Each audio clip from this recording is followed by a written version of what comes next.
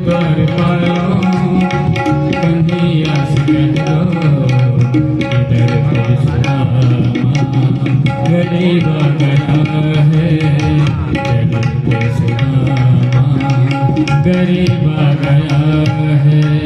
और जैसे ही भगवान ने सुदामा का नाम सुना तो पैरों में कुछ पहना भी नहीं, भगवान ने पीतांबर कही, मुकुट कही, सात्यक और अक्रूर इत्यादि उद्धव आदि सेवक भगवान के पीछे दौड़ रहे हैं। रानियां आश्चर्य में पड़ गईं।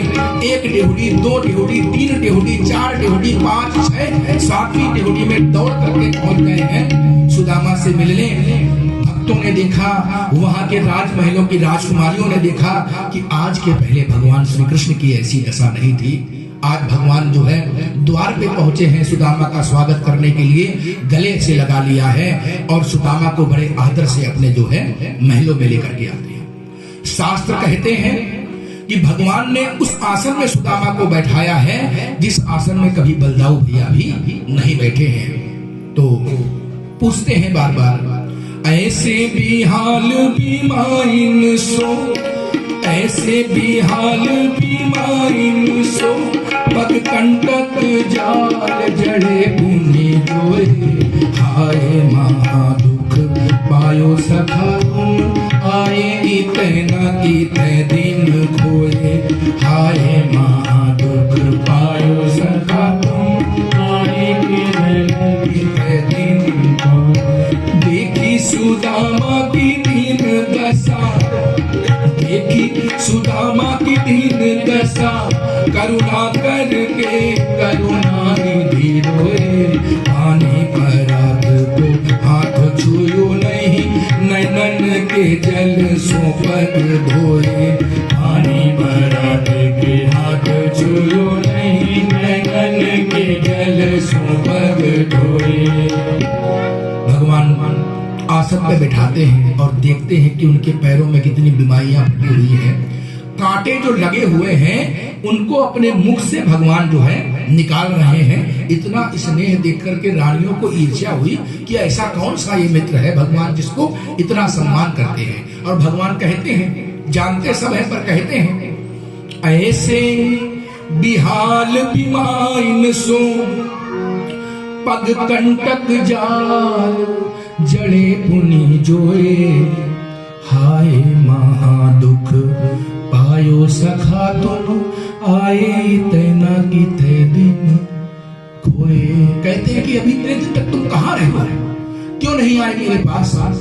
देखी सुदामा की दीन दशा, करुणा करके करुणा निधि रोए, पानी परात को हाथ छुयो नहीं, नैनन के जल सो पग धोए, पानी परात को हाथ छुयो नहीं, नैनन के जल सो पग धोए। भगवान ने अपने अश्रु नेत्रों से अपने मित्र के चरण कमल को धुए। तो कहने का तात्पर्य कि मित्रता हो तो कृष्ण सुदामा जैसी।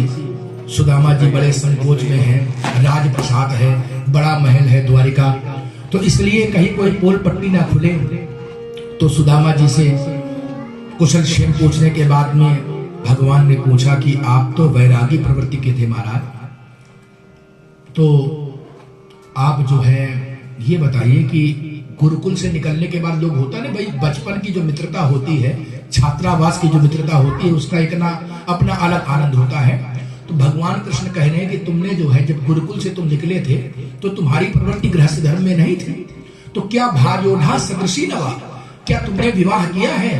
तो सुदामा जी ने कहा, हाँ कृष्ण किया है, तुम्हारी भाभी का नाम सुशीला है। तो भगवान कृष्ण बोले, बुलाया नहीं। और इधर जो है भगवान ने कहा कि मैंने तो प्रणाम कर लिया है, अब अन्य लोगों को भी अवसर दीजिए। तो रानियां आके प्रणाम करती हैं, आशीर्वाद दीजिएगा। तो मैं रुक्मणी आपके चरणों में प्रणाम करती हूँ महाराज, सदा चिरजीव सौभाग्यवती भव। मैं मित्र वृंदा आपके चरणों में प्रणाम करती हूँ, सौभाग्यवती भव। मैं लक्ष्मणा आपके चरणों में प्रणाम करती हूँ, आयुष्मती भव। मैं कालिंदी आपके चरणों में प्रणाम करती हूँ, मैं नग्नचिति आपके चरणों में प्रणाम करती हूँ। इस प्रकार से करते करते जो है सत्यभामा आपके चरणों में प्रणाम करती हूँ। 100 रानियों ने जब प्रणाम किया तो बाबा जी के हाथ आशीर्वाद देते देते थक गए, बोले अभी और कितनी है? तो कृष्ण भगवान ने कहा ये ना कहिए। तो अब देखिए हमारे यहाँ भक्त में क्या सामर्थ्य होती है, प्रेम में क्या सामर्थ्य होती है कि श्री सुदामा जी कहते हैं कि हे कन्हैया, तुम एक एक करके रानियों को ना बुलाओ, तुम सबके बदले मुझको प्रणाम कर लो, तो सबको जो है प्रणाम का फल मिल जाएगा।